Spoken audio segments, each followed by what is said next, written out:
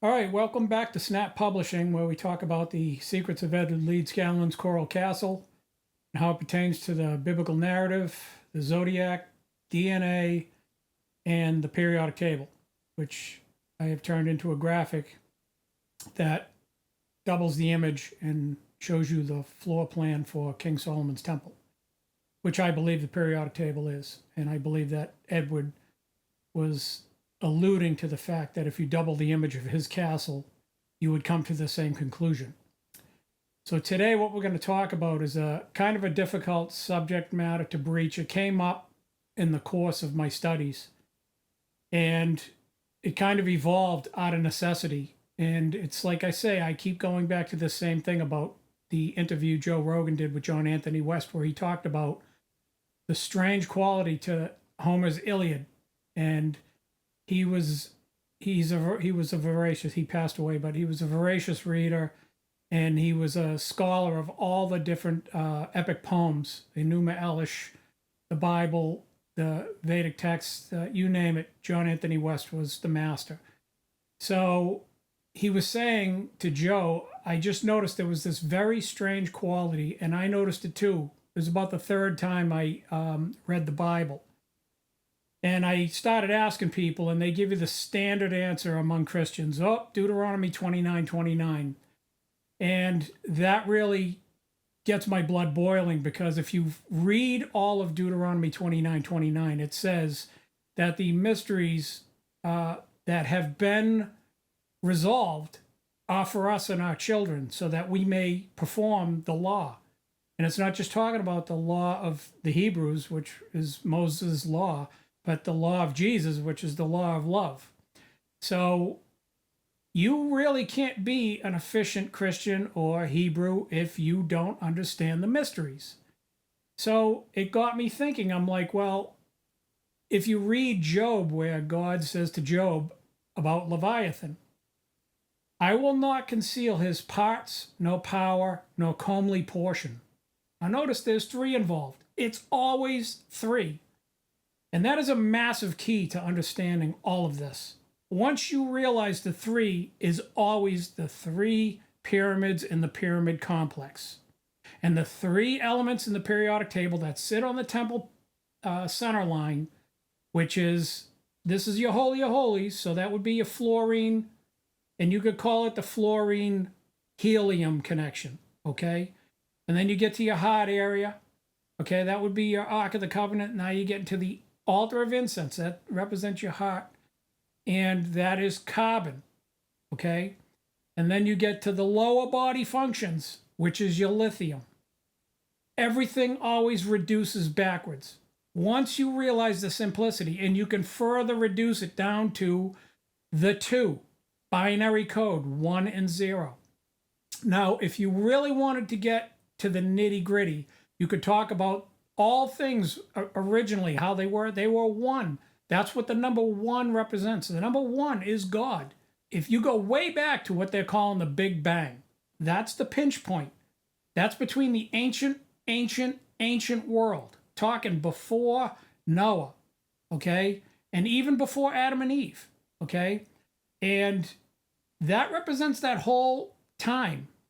And that's one part of the hourglass. And the other is where we are today. And that pinch point, okay, that is your 6 of the 3, 6, and 9. It's the carbon. It's what that represents. If you think of Jesus hanging on the cross, he's hanging between two thieves, God and the devil. Okay, and I call God a thief. And I get into that in the other videos and why that is. And it's not wrong to do it if you do it out of respect.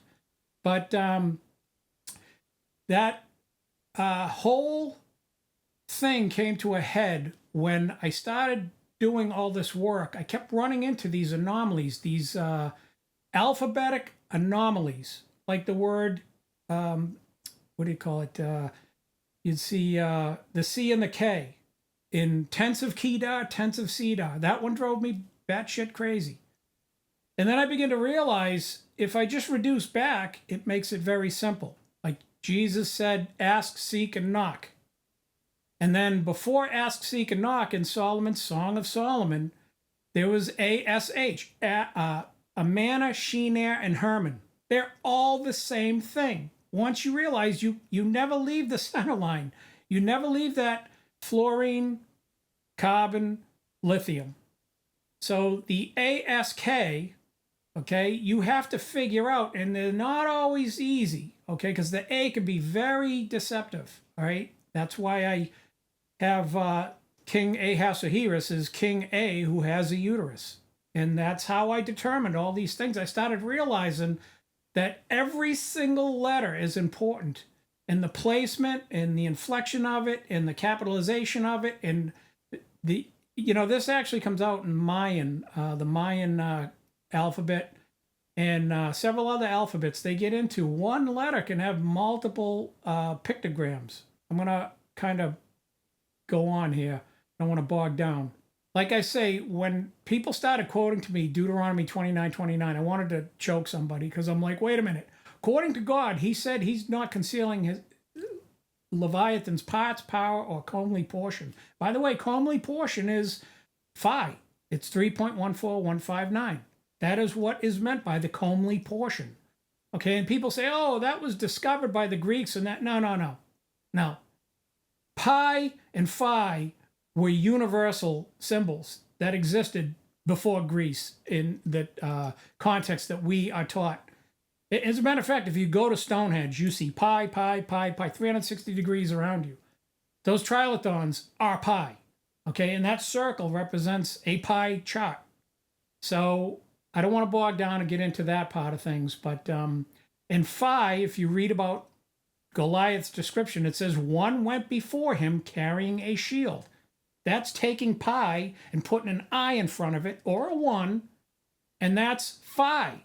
So Goliath is being identified with both pi and phi, okay? And you get into places like Caesarea Philippi. That is what it's talking about, okay? Caesarea is Caesar, and they named this place Philippi.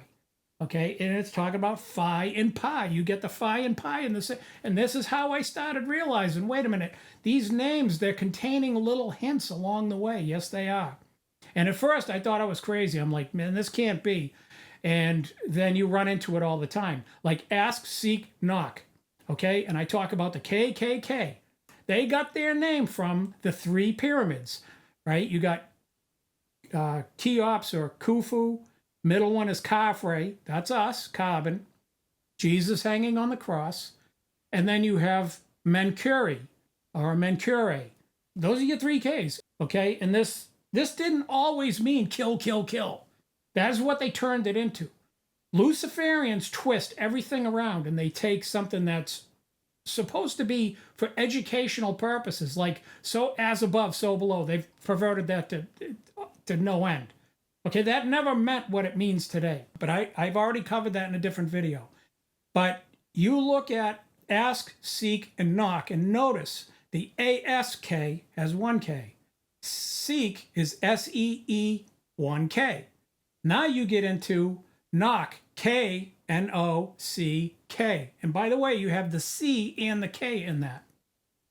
That's talking about the 3 pyramids. And it's talking about the 3 elements and the 3 isotopes of what? Hydrogen.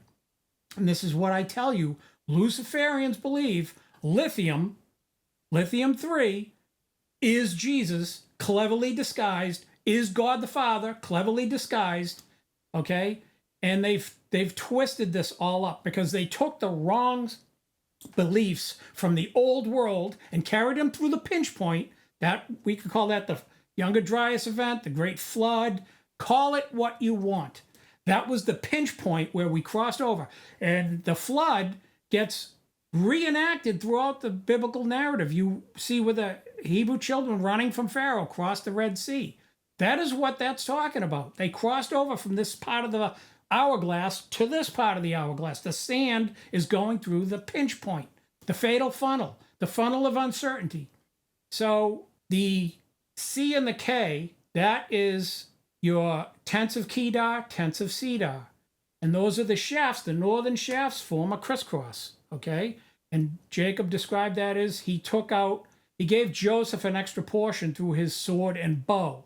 And he's saying, the The same thing God said when God left a cherub that protected the what? The tree of life. And he was placed eastward in Eden. This is talking about the locate. Everyone's like, where's the Garden of Eden? Where's the Garden of Eden? Well, hold on. If you want to get down to the nitty gritty, the main one is Antarctica. Okay? But you could say Egypt is also the Garden of Eden. They're both Gardens of Eden because the Central Pyramid and what's in the South Pole represent the same thing. So they're iterations of each other. Okay? That is something else that it blew my mind. I'm like, so there's a layering? Yes. I keep pointing to this thing right here. This is how it is. Okay, the riddle, mystery, and enigma all together. Once you realize, okay, this is the way it works. It's the layering of the onion. Same thing with this. I always point to this thing and I say, you're here, and you're here. Okay, you have to know what it's talking about. I get into my TikTok video, I'm going to talk about the scamba. What are the scamba? You got to read this book here. Hamlet's Mill, great book. It talks about the fire arrows, these mysterious fire arrows nobody seems to have an answer for. 3 mysterious handbags, and the handbags are in all cultures. What are these 3 mysterious handbags? Guess what? Anything in threes goes right back to the Great Pyramid. So if those 3 handbags exist in Göbekli Tepe on that monolith, I'm telling you right now, it's a very, very, very high probability. I can't say 100%. I'll say 99%. I will bet money on it. I will bet any scholar that I'm correct. That is telling you that this event that they're portraying on that monolith that they believe is the prediction of the Younger Dryas event about to happen, and they buried that site. Why? Because they wanted to preserve knowledge. They're saying, hey, we understood what these handbags are. We know the secrets and the esoteric meaning behind these pictographs. To figure out many things biblical, I had to figure out down to the letter, okay? And it comes up several times. All right, so by the way, Leviathan is in Job 41:12. If you want to go look that scripture up. And Eve is a perfect one. Genesis, where it says God created the 2 great lights. I was pondering and I'm like, well, after he creates these lights, it says he created the stars afterwards. And surely God would know our sun is a star. So something's not right. If that great light that rules the day is not a star, it can't be our sun. Guess what? It's not talking about the creation of the sun or the moon. I know this is a shocker to many people, and I will challenge any theologian who questions me. Because it says afterwards, oh, and he created the stars as well. Go look it up. Creates these 2 great lights. What are the great lights? Stay on subject matter. If you follow the subject matter, it's about the properties of light. So if you look in any science book, they show you spectra graphs with all the colors of light. And they show you wrong because they always show you red on the right, blue on the left, everything else in the middle. That's wrong. Red is always on the top. That's your North Pole. That represents Adam, Adamo, red man, infrared. And the opposite is his wife, Eve, UV. Sound familiar? The evening and the morning were the first day. Evaporate, evil. And I always say this, it has nothing to do with women being evil. The daughters of Eve are evil. The sons of Eve are evil. The sons of Adam are good. The daughters of Adam are good. Okay? And a lot of people start out in Shiva, Eve's court, and they end up in Adam's court. It's not how you start in this life. It's how you finish. Never forget that. So white light is somewhere in the equatorial region. Okay? Now, it would be this way and this way. White is somewhere in the middle, generally speaking. And there's a very interesting wavelength of blue-green light. Okay, and I get into that in a different video. And how many times that came up in the biblical narrative that made me scratch my head and say, what is this talking about? Rahab the harlot, Reuben sleeping with Jacob's concubine, Bilhah. They represent this wavelength of red light that really doesn't belong where it's over in Eve's court. Okay, it's on the other side. It should be up here, or I should say up here, but it's actually down here somewhere. Why? Very interesting. Okay, because there's always an exception to the example, and this is the little exception. Okay, these are the little foxes that spoil the vine. All right.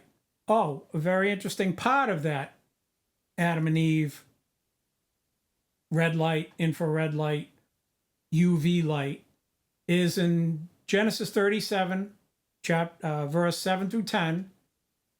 Joseph's telling his dream, and Jacob assumes, oh, the sun and the moon bowed down to you? Oh, that must be me and your mother. Okay, technically there were two moms, Rachel and Leah, who represent right and left, which I cover in a little while. Because Ephraim and Manasseh, I realize, oh, that's east-west, because Rachel and Leah are right and left. That's all. It's very simple. Once you realize how well the Hebrew translated into English, it's amazing. If your mind isn't blown how we translated something from a completely different ancient language, okay, because Hebrew came from Aramaic. They say it's the oldest language. I doubt that, but I believe certain languages came about at the same time, and it's definitely there. But whether you can point and say Hindu or Hindi or Aramaic is older, no, stop. Let's just stop that argument.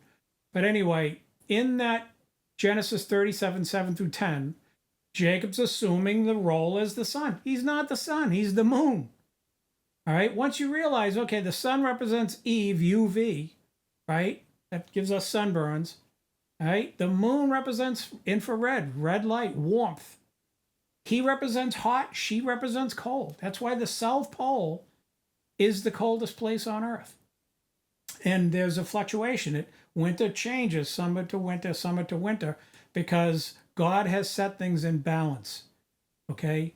But anyway, I want to get into the change of seasons and everything. I'm just going to bring out, we're going to stay on target here, and that is necessity that came about trying to figure out syntax, context of the Bible, and it boiling down to the fine structure, the minutia, the very letters. There's dual uses, hidden meanings, like Paul's name was originally Saul. Why did they change Saul to Paul? People say, well, he was rejecting his Hebrew lineage because he became a Christian. I doubt that. Paul was a very scholarly individual. He's trained at the feet of Gamaliel. He loved Gamaliel. He loved the Hebrew people. He went to synagogues and talked to them about how Jesus is the Messiah. He would go to their scripture and say, here it is right here. And so I doubt he was saying, oh, I'm leaving my Hebrew roots. Don't buy that at all. People say, well, he didn't want to identify with King Saul. I'm not buying it. And Simon Peter. Peter is Simon, and then he's Peter, and then Simon Peter. You end up with these SP combinations. Sadducees and Pharisees are a version of this. That's when I began to realize, wait a minute, this is talking about sugar phosphate. And if you read about Samson taking the honey out of the lion's carcass and giving it to his two parents, Samson represents the rotation of the earth. He's kind of like the sun rising in the east, setting in the west. And then he's handing who? Adam and Eve, his parents, his great-great-great-great-parents, sunlight. The honey represents the yellow light. But anyway, once you start putting it all together, you go, okay, so now we're back to what? We're back to three things. Samson and his parents. That's three things. Just go right back to the pyramid. Okay, who would Samson be? He would be the center pyramid. He would represent carbon. And he's feeding fluorine and who else? Lithium. All right, so I won't bog down on that. I have the graphic. And it's Jesus's cross. Okay, it's just the cross piece is just the M and the W. If you take the M, you flip it, you get the W. Okay, that's how it works. That took me a long time to figure out. So all your atom, or what you would call your masculine letters, are A, C, E, G, I, K, N, Z, P, R, T, U, V, X. Okay, and they exist above the M and W cross piece where Jesus' arms would be, and slightly below it. Okay, and then you get to underneath the X, you have B, D, F, H, J, L, O, Q, S, and Y. It took me a while to figure this out, but if you look, you'll notice the X is where Jesus' feet were crisscrossed and nailed together. I've said to you in previous episodes, previous videos, I said I'm going to get to why Jesus' legs were crossed and he was nailed with his legs together. Okay, because if you read in Genesis, it talks about these two guys, Yoktan and Peleg. And in the days of Peleg, the earth was what? Divided. So that's like taking Jesus' legs and separating them. Okay, so it's talking about that pinch point again. And once you realize this, you're like, okay, so you got legs crossed, now you got legs open. What happened? It's talking about we went through the fatal funnel. So the legs became what? Uncrossed. The crossing represents the pinch point. So, like I say, follow some of the things he might confuse you, and I might confuse you more.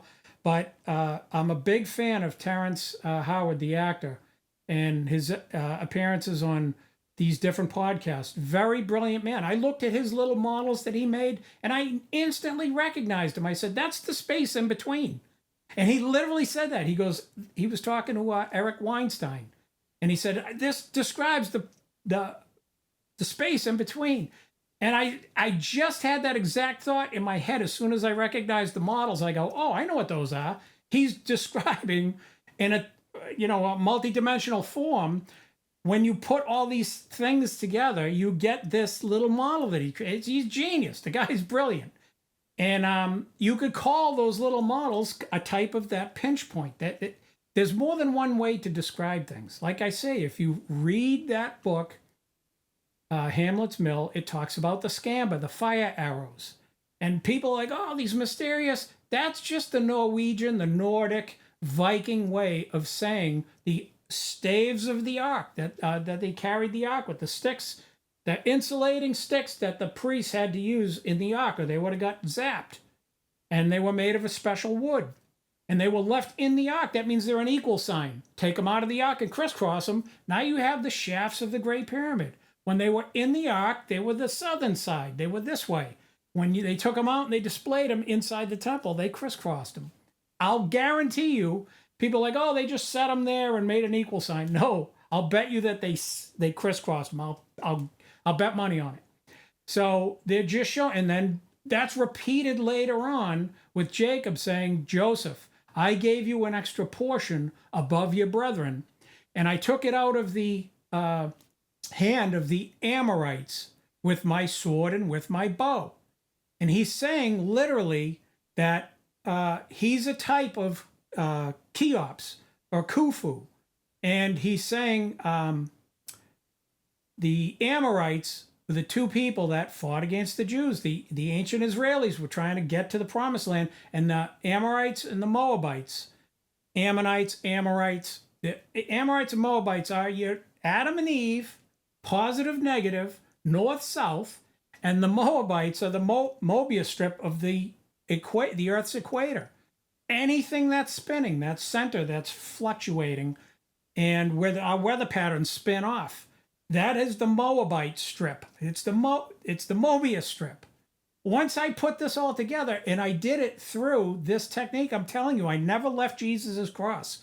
The alphabet that's contained on Jesus' cross, or the center line of the temple, and what the two halves of the temple represent, what the M and the W. Then I'm going to get into the real strangeness. Now, people who study the human brain, they understand that there's a really strange process in humans, the way we compartmentalize and process data, that our memory is it's like a Rube Goldberg device. It's not this linear process. It's a very fragmented process.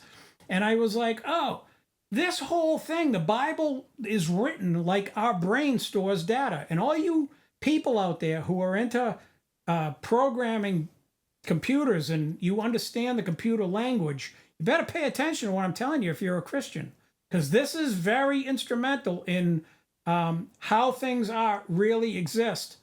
Let me get into some really strange things like shewbread, okay? And God telling Moses, take your shoes off before you come in here. You're on holy ground. And there's shoes and then there's sandals. All right. And if you look at the periodic table singled out, it's a type of shoe. It looks like a clog, like a Dutch clog, a wooden clog. You'd put your foot in the D block elements and your toes would fit over in the P block. Okay. And the back of your heel would be the S block. You get into shewbread, and why would he call it shewbread? Right? Phonetically, you're coming up with very similar terms because a lot of things are connected. You wouldn't think they are, but shewbread is one of them. A lazy person, they're called what? A loafer. All right? And German, loafer, landloafer, is a vagabond. What did Cain call himself? He said, I'll be a vagabond in the earth. All right? That's Middle English. They call them leftovers, loaf of bread. Silly things mattered. I began to look under every single rock. I didn't want to be like the guy who looked for the touchstone and was 80 years of his life spent throwing rocks into the lake so he could not pick up the same rock twice. I have picked up the same rock dozens and dozens of times. I didn't want to be like the man who threw away the touchstone into the bottomless lake, as the Greek legend goes. So I've picked up these stones over and over again. That was a key to me figuring this stuff out. Like the C and the K and the M and the W and Jashan and Boaz. They understood who Boaz was. They're like, who's Jashan? Jashan is Jason from Jason and the Argonauts. They're connected. Once you realize, you're like, oh, it's Russian dolls. It's a spinning gyro. Once you realize, oh, the scamba are the staves of the ark. Oh, Goliath said, cometh thou unto me with staves, mocking David, who had a shepherd's staff. What do you think Goliath is representing? Okay? It's Sirius. He represents Sirius, the star Sirius. He's talking about, am I a dog that you're coming to me with staves? The southern shafts of the Great Pyramid. Now listen, you got to follow very careful, because people that are the experts go, oh, well, those shafts don't point directly to Sirius. Right? And they're like, Dieter, you don't know this. Well, guess what? He never said that. He said, am I a dog that you come to me with staves? It was a rhetorical question. Okay, if he said, I am a dog and you come to me with a staff, that would mean that that shaft hits the star. But he's not saying that, is he? All right? So you're beating around the bush instead of getting it dead nuts. So all these people who say, you people are wrong about the shafts of the pyramid, they're the ones who are wrong. Because if you put all the pieces together, who Goliath represents and what he's actually saying, mocking David, it makes perfect sense. And you begin to realize these experts actually just played into my hands.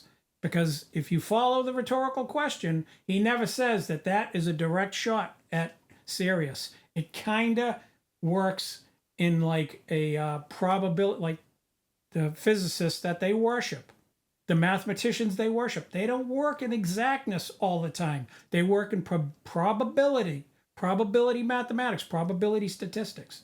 So just wanted to throw that out there. It didn't cost you any extra. Okay, so that concludes our episode, and I'd like to thank you for tuning in. And I'd like to remind you to like and subscribe, leave a comment, and check us out on Patreon, Rumble, and our Shopify account, which is snappublishingllc.com, all one word, lowercase.